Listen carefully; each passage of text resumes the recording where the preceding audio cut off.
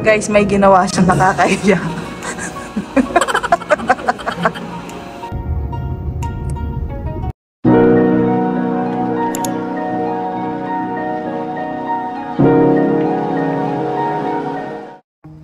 Hi guys! Welcome back again to my YouTube channel!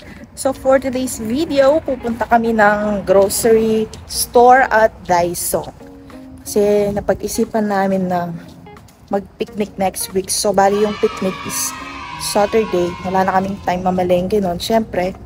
Kaya ngayon na kami pupunta. So Sunday pala ngayon guys. So bali next week yung picnic. Eh wala naman gagawin. Okay, let's go! As usual, papunta ulit tayo sa bus stop. Pagbabas kami. Para makamura naman tayo. Tipid-tipid din pag may time. Yan, lakad muna tayo. May sasakyan sa likod. Wait lang. Tsaka syempre malapit nang matapos yung September. For sure next month malamig na yung panahon yan. Kaya anin na natin yung mainit na panahon. Todo na natin. I-feel na natin. Mag-picnic tayo next week. Diba? Tignan mo, tirik na tirik yung araw. Mainit pa ngayon guys. Pari sa October, mga first week. Medyo malamig-lamig na yung panahon yan.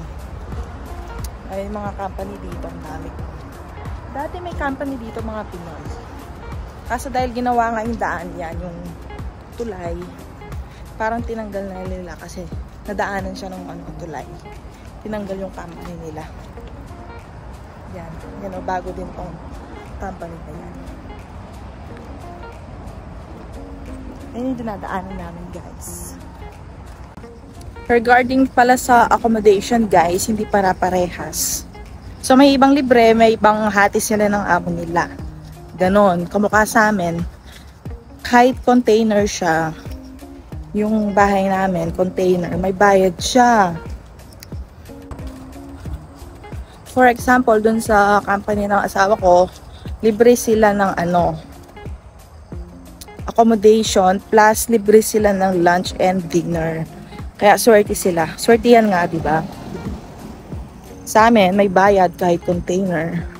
Kaya expect the unexpected guys kung papunta kayo dito sa Korea. Kaya medyo hinihingal na ako. Medyo malayo yung nilalakaran namin guys. So, anong mga pag-uusapan pa natin? Sa overtime. So, yan guys, huwag kayong mag-expect yung mga lahat may overtime. Pero may season kasi yan. Minsan yung ibang company malakas pag winter. O kaya talaga may mga company na malakas talaga na laging may overtime. Tapos meron silang Sabado, ganon. Parang sa kamukha sa company namin guys, yung company namin plastic injection. Gumagawa kami ng mga LED lights. So malakas kami every winter. Kaya itong summer season na ito, wala kaming overtime. Pero yung mga ibang kasama ko meron silang overtime kasi ibang mga machine kasi yung ino-operate nila. So sila may overtime. Pero mga iba ko rin kasama, wala kaming overtime. Hanggang ngayon, hanggang 5 lang kami, Monday to Friday. Kaya yon. Kaya nakauwi din ako ng Philippines para magbakasyon. Kasi nga mahina. Yon. Pinagbakasyon ako ng, Pinagbakasyon ako ng 3 weeks. Yon, last August. Last month. Sa inyo, anong season malakas yung company ninyo? Summer, winter, spring? Pag tulad ngayon. Malakas yung nila, company. Pag malapit na yung mga Chuseok, Christmas. Ano kasing ginagawa nyo? Mga Tray, food container. Yung mga nakikita nyo sa yung mga kaya lagayan ng mga prutas sa grocery store. Ready to eat. Mamaya ipapakita ko sa inyo guys. Pupunta kami ng grocery store. Okay, let's go. May iba naman akong kakilala guys, mga kabatch ko naman. Straight sila na yagan. Malaking sahod pero syempre mahirap, diba? Well, syempre nasa tao din naman yan. May iba naman, talagang malakas talaga yung company nila na sila na yung sumusuko sa overtime. Kaya, ayun guys, kaya kayo magtaka kung minsan wala kayong overtime. Ganun talaga sa company. May season kung kailan malakas talaga. Hay sa wakas guys, nandito na kami sa bus stop. Pero walang bus. Nagpakasakali kasi kami na yung isang bus. Mag-i-start na siya kaso wala pa. Kung wala talaga, yung 7-1. Hintayin natin. Maaga pa naman. Oras na. 12:56 PM. Ayan guys. Dito kami laging, hindi, ayun na yun. 7-Eleven. Pag gusto namin magmerienda, lalakad ka lang. Sa company din pala guys, iba-iba yung overtime. May ibang 8 to 8 PM. May ibang 8 to 10. Minsan nga 11 pa nga eh. Sa amin, sa company namin, yun hanggang 8 PM. Sa kanila, hindi naman araw-araw kasi ano kayo, 'di ba? By schedule. Bale yung Baga, sa kanila, ilang oras? Ay, hanggang anong oras yung overtime nyo? 8 to 10. Yeah, 4 na oras. 4 Mag-break hours. kami ng ng 5:30, babalik kami ng 6. Tapos pag-out na kami ng 10 PM. Medyo mahaba yung ano nila. Dati nga guys, straight nga eh. Ang hirap. 8 to 10 straight. Ne? Mahirap. Buti ngayon, alternate. Buti nga alternate. Pag wala talagang tao, diretso. Diretso. Pero pag kumpleto, Ang panahong COVID yon no? Kasi kulang sila sa tao niyan.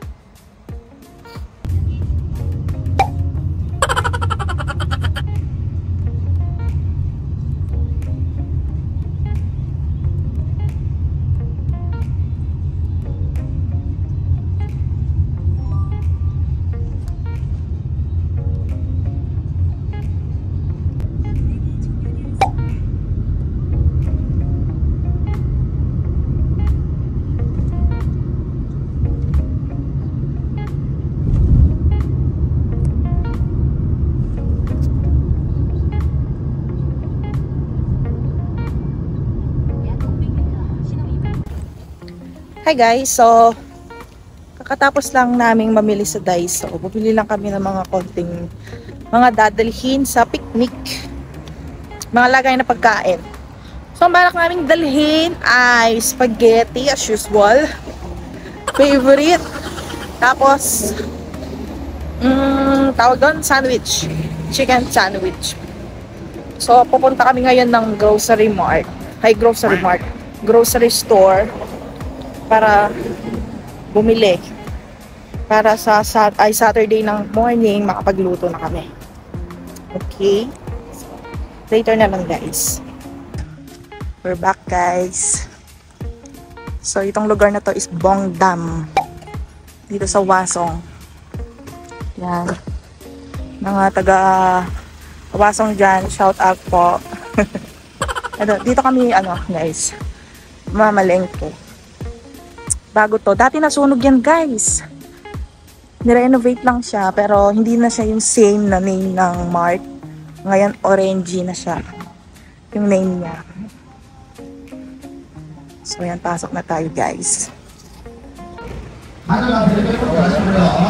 Yeah. So yan yung price ng mga fruits guys.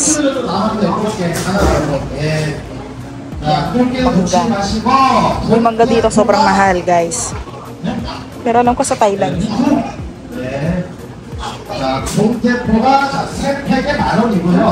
May durian. Durian, 59,000 won. Yan, bibili kami ng mayonnaise para sa chicken sandwich. 3,000 na.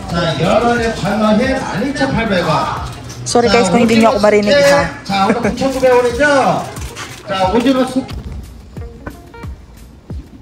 Ay, ang gulo ng buhok ko.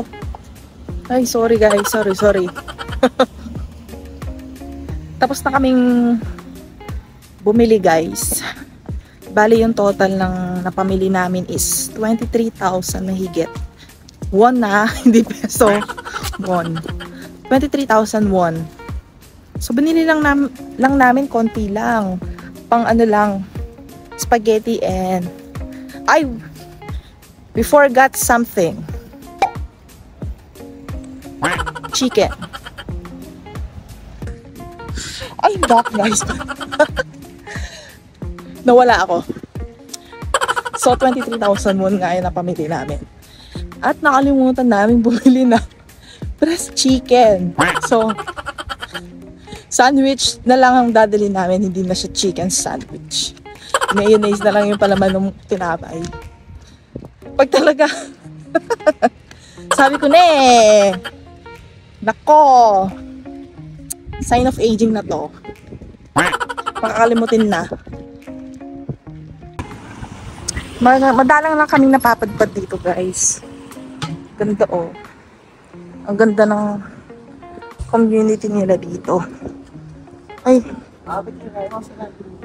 hinihingal ako. Yan o, bago yung mga apartment. Taas. Kita muna kami ng coffee shop guys.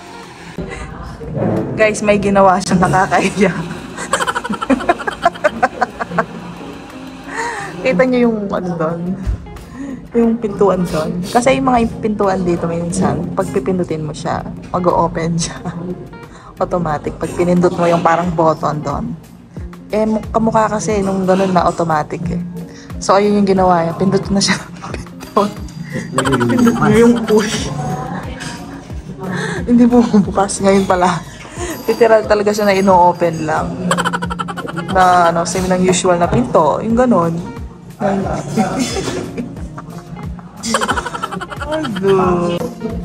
First time lang namin dito sa cafe na to guys. So, tignan natin. Masarap yung coffee nila. And nag-order din kami ng cheesecake. So, tignan natin. Maganda yung ambience ng coffee shop. Tignan nyo guys.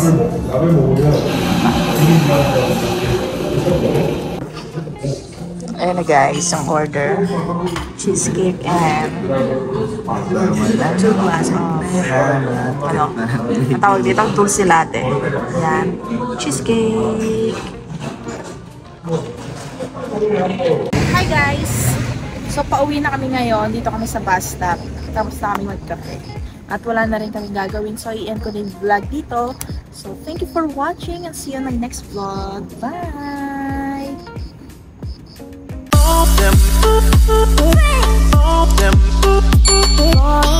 Them